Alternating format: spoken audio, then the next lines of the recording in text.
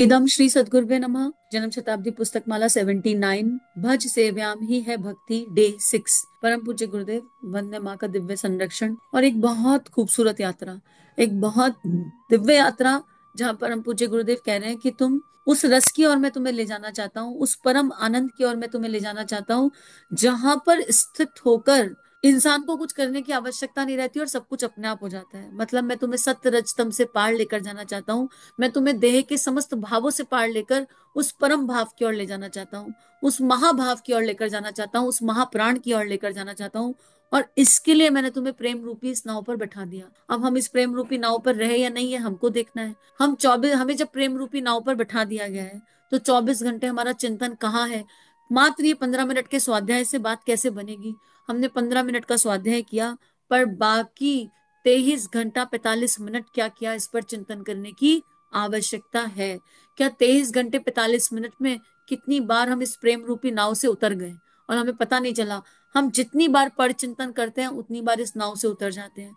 हम जितनी बार तमोगुण में रजोगुण में जाते हैं उतनी बार हम इस नाव से उतर जाते हैं। और मित्रों, यकीन करो, परम पूज्य गुरुदेव वंदे माँ का बहुत तप का अंश लगता है वापस हमें इस नाव पर बिछाने के लिए। तो हमारी नैतिक जिम्मेदारी क्या है, हमारा कर्तव्य कर्म क्या है?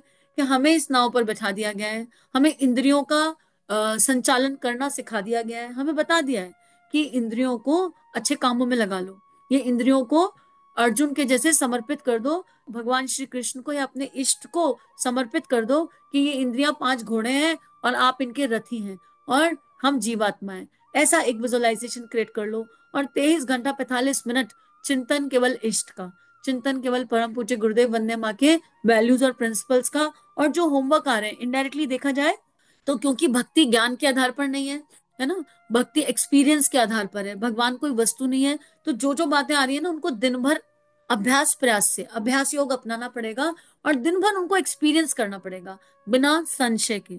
संशय के साथ भक्ति जन्म नहीं लेती, क्योंकि भक्ति के माता पिता कौन है? श्रद्धा और विश्वास।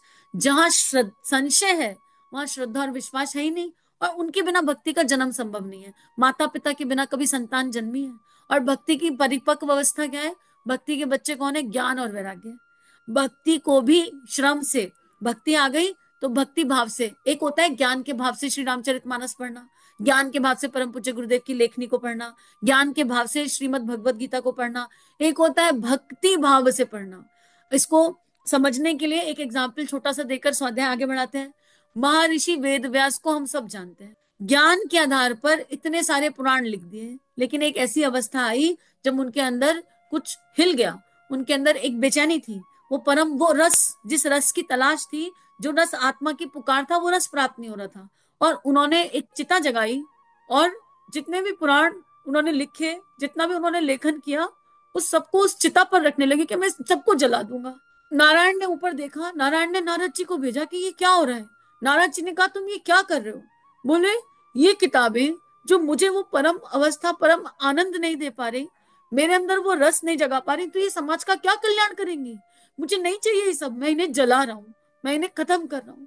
और तब नारद जी ने उन्हें भक्ति का एक दिव्य सूत्र दिया। अभी तक तुमने ज्ञान के आधार पर रचा, अब तुम प्रेम के आधार पर रचो। और तब श्रीमद् भागवत कथा व्यास जी ने लिखी, जिसे सुखदेव ने पढ़ा। मतलब भक्ति के दिव्य भाव को लिखने के लिए भक्ति के दिव्य रस में डूबना पड़ा। और पढ़ने वाला कौन? ज्ञानी। पढ़ने वाला कौन? ज्ञानी। सुखदेव जन्म से ही संपूर्ण ज्ञान प्राप्त था, उन्होंने पहली बार पढ़ी। किसके लिए पढ़ी? राजा परीक्षित के लिए पढ़ी। और अगर इसको तत्व दृष्टि से देखो तो राजा परीक्षित का जीवन क्या कहता था?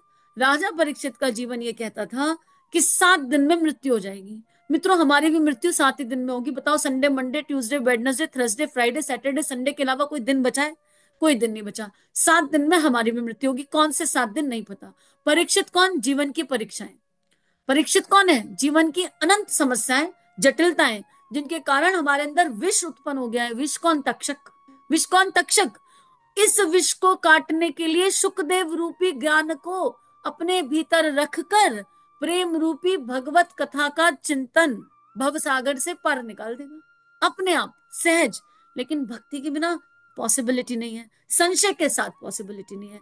अपने समस्त संशय को अपने गुरु के चरणों में रख दीजिए, सारे दैहिक विचारों को गुरु के चरणों में रख दीजिए, सारे लॉजिक्स काट दीजिए, सब लॉजिक को भगवान के चरणों में रख दीजिए। वो तब प्रकट होता है जब हम कहते हैं अब हमसे ना हो रहा, हमको समझ ही नहीं आ रहा। उसको समझ से समझा नहीं जा सकता। बताओ, गुरुदेव हमें इस आनंद की ओर ले जा रहे हैं। गुरुदेव कह रहे हैं रस आनंद को कहते हैं। आनंद कहाँ है? भगवान में। भगवान कैसा होता है? कहाँ से लाए भगवान? कहाँ है भगवान? कैसा होता है भगवान? आत्मीयता आप जिसके ऊपर आरोपित कर लेते हैं वही आपके अंदर आनंद का माध्यम बन जाता है। भगवान के ऊपर आप अपनेपन का आरोपण कर लें तो भगवान की भक्ति आपको बेहद आनंद देगी। हमने अपनी आत्मीयता कभी भगवान के ऊपर रखी? भगवान के अंदर पंच तत्व छुपे हैं। भगवान भू, गगन, वायु, अग्नि और नीर। भगवान का अर्थ पंच तत्व है। हम तो पंच तत्वों का दोहन कर रहे हैं, पंच तत्वों का शोषण करते हैं। हम देख लीजिए, हमने प्रकृति का कभी संरक्षण किया? पानी वेस्ट हो रहा है, बिजली वेस्ट हो रही है, और हमें भगवान ये प्रकृति देती जा रही है। पॉल्यूशन हम क्रिएट कर रहे हैं। जीते जागते भगवान को जिसे हम हर पल अनुभव कर रहे हैं, हम उसका उसका ही ध्यान नहीं रख पा रहे हैं। हमारी आत्मा का प्रकाश वहीं पर नहीं पड़ रहा। पानी वेस्ट हो जाए तो हमें कोई कठिनाई नहीं होती। इनफैक्ट ठंडी के सीजन में मोटर चलाकर 3 बाल्टी पानी फेंको, तब गर्म आएगा तो हम 3 बाल्टी पानी फेंकते हुए घबराते नहीं है, डरते नहीं है। हमें टेंशन नहीं होती कि हमने 3 बाल्टी पानी फेंक दिया एक पल में। भगवान कहाँ से प्रकट होगा? कोरोना काल में ऑक्सीजन के सिलेंडर मिले नहीं, लोग मर गए, और हम फ्री की ऑक्सीजन पा रहे हैं। पर एक पेड़ को देखकर ये नहीं आता, हे तुम्हारे भीतर विराजित दिव्य चेतना, ईश्वरीय चेतना को प्रणाम। पंच तत्वों के प्रति प्रेम नहीं है और दैहिक भावनाओं के प्रति प्रेम है, तो कैसे भगवान आएंगे? भगवान तो हर क्षण है। भगवान को पाने के लिए कहीं जाना नहीं है, क्योंकि उस भगवान का हर ओर आना जाना है। कहाँ नहीं है बताओ? कोई एक जगह बता दो जहां भगवान का आना जाना नहीं है। क्या वायु नहीं है पूरे ब्रह्मांड में? क्या सूर्य का प्रकाश नहीं है? सविता देवता के अग्नि तत्व नहीं है पूरी दुनिया में कहीं? उस भगवान का हर ओर आना जाना है। इसलिए हमको बस स्थिर चित्त होकर बैठ जाना है। कर्म सब होंगे, ये नहीं कहा जा रहा कि देह से बैठ जाओ, क्योंकि बैठना मतलब अंदर कोई भावना ना चले, मन वचन बिल्कुल थॉटलेस हो जाए, कोई भाव नहीं, कोई विचार नहीं, कुछ नहीं, एकदम थॉटलेस अवस्था पर आ जाए, और फिर भी यथावत सब कुछ होता चला जाए। बहुत ही प्यारा है ये, बहुत ही प्यारा है। अब आज एक संकल्प कर लेते हैं कि हम सारा अपनापन भगवान पर आरोपण कर देंगे। इसको बहुत डिटेल में गुरुदेव ने उपासना समर्पण योग के लास्ट के 3-4 अध्यायों में समझाया है। देव परिवार पर चाहे तो उसको सुनिए, बहुत सुंदर समझाया गुरुदेव ने इसको। गुरुदेव लिखते हैं, भक्ति का आनंद आपको बेहद आनंद देगा। फिर आप कहेंगे वे हमारे और हम इनके। मीरा ने अपना संबंध भगवान से स्थापित कर लिया कि यही हमारे पति हैं। गोपियों ने भी यह मालूम कर लिया था कि ये हमारे सबसे अजीज और प्यारे हैं। बस क्या था, भगवान श्री कृष्ण उनको प्यारे लगने लगे, अपने लगने लगे। अगर उन्हें यह मालूम पड़ता कि वे पराये हैं तो क्या होता? आपने देखा नहीं भगवान श्री कृष्ण के बारे में जरासंध की, कंस की, दुशासन की, शिशुपाल की और सभी ढेरों आदमियों की उनके प्रति क्या मान्यता थी? उनको ना वे भगवान मालूम पड़ते थे और ना सुंदर मालूम पड़ते थे, वरन उन्हें वे कुरूप मालूम पड़ते थे, खराब मालूम पड़ते थे, चालाक मालूम पड़ते थे और विरोधी मालूम पड़ते थे। और माँ मीरा के एग्जाम्पल को तो कैसे ही समझाया जाए और कैसे ही बताया जाए और कैसे ही कहा जाए। बहुत दिव्य है। गीता प्रेस से जाकर मीरा चरित्र एक पुस्तक है, वो लेकर आइए, गीता प्रेस पर मिलेगी, और उसको अपने आप को सेंटर में रखकर, माँ मीरा की दिव्यता को सेंटर में रखकर पढ़ने का कोशिश कीजिए। बहुत दिव्य है। तो अब भगवान के साथ हमें संबंध स्थापित करना है। हमसे अगर नहीं हो पा रहा तो हम ये तो कर सकते हैं कि परम पूज्य गुरुदेव को अपने सामने देखें, या आपके जो भी गुरुओं ने अपने सामने देखें। हम उन्हें प्रेम नहीं कर पा रहे, कोई बात नहीं, उनके प्रेम से तो प्रेम कर सकते हैं। उन्होंने हमें कितना प्रेम किया। अब क्या है, जब हम उनके प्रेम से प्रेम करेंगे तो क्योंकि उनका प्रेम अकारण है और हमेशा ही रहने वाला है, ऐसा हो ही नहीं सकता कि उनका प्रेम चला जाए, कहीं इधर उधर हो जाए। हमेशा हर क्षण रहने वाला है उनका प्रेम। तो उनके प्रेम से प्रेम करेंगे तो ये प्रेम जो हमारे अंदर उनके प्रति है बढ़ेगा, अपने आप बढ़ेगा। संसार में भी तो जिस जिस जो आपसे प्रेम करता है, जब आप उसे बदले में प्रेम देते हैं, फिर वो आपको और प्रेम देता है, फिर आप बदले में उसे और प्रेम देते हैं, फिर वो आपको और देता है। एक साइकिल चलती है, और कब घनिष्ठता हो गई पता ही नहीं चलता। अपने किसी मित्र को याद कीजिए जिससे पहली बार मिले, पहली बार में प्रेम था क्या? नहीं था। गुण कर्म स्वभाव मैच करे, कुछ उसने आपके लिए अच्छा किया, आपके मन को प्रसन्नता हुई, आपके इमोशंस एक्नॉलेज हुए, अच्छा लगा। फिर कुछ आपने उसके लिए अच्छा किया, शुरू में औपचारिकता के लिए किया, लेकिन किया कि अरे ये तो हमारा कितना ध्यान रखते हैं ना, इतना तो इनके लिए बनता ही है, इतना तो इनके लिए करना ही होगा। फिर कुछ उसने आपके लिए किया, फिर आपने कुछ उसके लिए किया, ऐसे करते करते घनिष्ठता हो गई। अभी बीते ही दिन मैं देख रही थी, बच्चे खेल रहे थे, देह की संतान थी, कुछ लोग आए हुए थे, बच्चे खेल रहे थे, ड्रम शराड खेल रहे थे, एक गेम होता है उसमें जो है मूवी की एक्टिंग की जाती है। तो देखा कि एक बच्चे ने, एक ने मूवी की एक्टिंग करनी थी, दूसरी टीम ने दी थी। तो दूसरी टीम ने, एक बच्चे ने कहा कि हम तो ये एक्टिंग नहीं कर पाएंगे, ये मूवी बहुत मुश्किल है, ये बहुत कठिन है। तो दूसरे बच्चे ने सहज भाव से मूवी चेंज कर दी, अच्छा ठीक है हम तुम्हें दूसरी मूवी देते हैं, तुम मुझसे कर लो। ठीक है, हम ध्यान से देख रहे थे। उसके बाद क्या हुआ, मंत्र लेखन करते करते देख रहे थे। थोड़ी देर बाद एक टर्न आया, एक परिस्थिति आई जहां बच्चे ए ने बच्चे बी को मूवी दी, तो उसने भी यही बात कही, हम नहीं कर पाएंगे, मूवी डिफिकल्ट है, उसने सहज भाव से बदल दी। तो हमने कहा ये तो गेम का नियम नहीं है, तुमने ऐसा क्यों किया, मूवी क्यों बदली? बोला सामने वाले ने भी तो मेरी मुश्किल परिस्थिति आई थी तो बदली थी, मुझसे एक्टिंग नहीं हो रही थी। तो देखो कैसा हुआ, घनिष्ठता स्थापित होते देर नहीं लगेगी।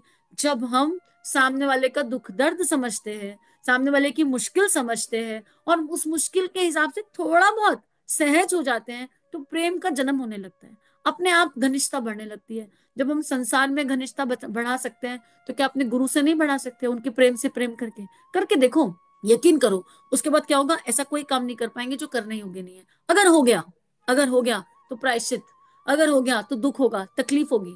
अगर गलती से एक माँ अपने बच्चे को चांटा लगा दे तो, और जानबूझकर भी लगाना पड़े ना बच्चे के भविष्य के सुधार के लिए, तो माँ को बाद में बहुत तकलीफ होती है। तो जब हम अपने ईश्वर से जुड़ जाते हैं, अपने भगवान से जुड़ जाते हैं, तो ये एक तरह का इकोसिस्टम है, जो भेजोगे वो लौट कर आएगा। कभी ब्रह्मांड और पंच तत्वों में प्रेम भेजो तो सही, और फिर देखो कैसे भर भर के प्रेम लौट के आएगा। एक बार मीरा के जैसे पुकार हो तो सही, एक बार ठाकुर के जैसे चित्कार हो तो सही, एक बार विवेकानंद के जैसा समर्पण हो तो सही, एक बार शिवाजी जैसी कर्मठता आए तो सही, एक बार भगत सिंह जैसी देशभक्ति जागे तो सही। एक बार, एक बार, वो एक बार का स्वाद बहुत दिव्य होगा। क्योंकि प्रेम की एक परिभाषा है, जिससे आप प्रेम करते हैं उसकी प्रसन्नता में अपना सर्वस्व लीन कर देना। परम पूज्य गुरुदेव ने प्रेम किया दादा गुरुदेव से, गायत्री माता से, और उनके लिए अपने समस्त भावों को, समस्त इच्छाओं को उनमें अर्पित समर्पित कर दिया, किसी दबाव से नहीं, किसी प्रेशर से नहीं। उनकी कोई इच्छा ही नहीं रह गई। जब भक्ति का जन्म होता है ना, तो इच्छाएं खत्म हो जाती हैं, विलय हो जाती हैं। भगवान को पाने की इच्छा भी नहीं रहती, भगवान के दर्शन की इच्छा भी नहीं रहती, मोक्ष की इच्छा भी नहीं रहती। मानव जीवन भार नहीं लगता। भक्ति में है और कह रहे हैं मानव जीवन बहुत मुश्किल है, बहुत भार है, तो भक्ति नहीं है अभी। भक्त के लिए तो ये संसार बहुत प्यारा हो जाता है, बहुत सुंदर हो जाता है, बहुत दिव्य हो जाता है। क्यों? क्योंकि भक्त की इंद्रियां अपने इष्ट में इतना खो जाती है कि उसे इस पूरे संसार में अपना इष्ट नजर आता है, उसे कहीं कोई दिखता ही नहीं और कुछ सुनाई नहीं आता। हर वाणी में अपना भगवान सुनाई आता है, हर देह में अपना इष्ट दिखाई दे जाता है। महाभारत में खाटू श्याम जी बर्बरीक खाटू श्याम बन गए। बर्बरीक को से पूछा गया तुमने क्या देखा? मुझे हर जगह कृष्ण नहीं दिखा, ना कौरव दिखे, ना पांडव दिखे, ना अर्जुन दिखा, ना युधिष्ठिर दिखा, ना दुशासन दिखा, ना दुर्योधन दिखा। लगा कृष्ण ही कृष्ण से खेल कर रहे हैं। सच बात तो यही है मित्रों, गुण ही गुण में बरत रहे हैं। महर्षि रमन से किसी ने पूछा परायों के साथ कैसा व्यवहार करना चाहिए, उन्होंने एक संक्षिप्त उत्तर दिया, पराया है कौन यहाँ। तो मित्रों इस यात्रा को करते हैं और अपनी आत्मा के प्रकाश को पूरी विश्व वसुधा पे डालते हैं। केंद्र के लिए ले लीजिए, पहले गुरु चरण ले लीजिए, पहले गुरु चरणों पर डालेंगे, गुरु पे समर्पण विसर्जन विलय होगा, तो फिर बाकी होगा भारत माता। पहले शुरू में खुद ले लीजिए, नहीं समझ में आ रहा, फिर एक ऐसी अवस्था आएगी कि प्रकाश कहाँ डालना है ये भी हमको नहीं देखने की आवश्यकता, अपने आप हो जाएगा, वो सब अपने आप हो जाएगा। जब देह का संचालन इष्ट करेगा, तो देह को क्या करना है ये देह देह ही थोड़ा ना सोचेगा। फिर मैं और मेरा अहम थोड़ा ना सोचेगा क्या करना है क्या नहीं, अपने आप होगा सब ऑटो पायलट मोड पर। भक्त का जीवन ऑटो पायलट मोड पर चलता है, क्योंकि कोई चला रहा होता है। और ये एग्जाम्पल बहुत सारे हैं, आपको ऐसे भक्त मिल जाएंगे जिनकी देह जर्जर पड़ी है, लेकिन फिर भी चल रहे हैं, बढ़िया चल रहे हैं। कौन चला रहा है? कोई है जो चला रहा है, जो सांसों का हिसाब किताब रख रहा है। तो आज का स्वाध्याय यहीं पर भगवान के श्री चरणों में अर्पित समर्पित करते हैं, और हम सब इस दिव्य दिव्य यात्रा को करते हैं। और क्या ही कहना है, बस हरि नाम एव केवलम। इदम श्री सद्गुरुवे नमः। सभी अपना ध्यान रखिए। इन भावनाओं को विश्वव्यापी बनाने के लिए आप सभी को कोटि कोटि आभार। सभी को प्रणाम। श्री प्रिया काउंसलिंग चैनल और देव परिवार चैनल पर जो वीडियोस आपको मिल रहे हैं, अगर ये आपके जीवन को बदल रहे हैं तो ये केवल गुरु कृपा है। आइए इस गुरु कृपा को विश्वव्यापी बनाएं। जो भी लिंक आप सुनते हैं, आपको जो भी लिंक अच्छे लगते हैं, उनको अपने व्हाट्सएप स्टेटस, फेसबुक स्टेटस, सारे सोशल नेटवर्किंग साइट्स पर लगाइए। इस टेक्नोलॉजी के माध्यम से आइए ऋषियों की, संतों की लेखनी को विश्वव्यापी बनाते हैं। जय हिंद, जय भारत। इदम श्री सद्गुरुवे नमः।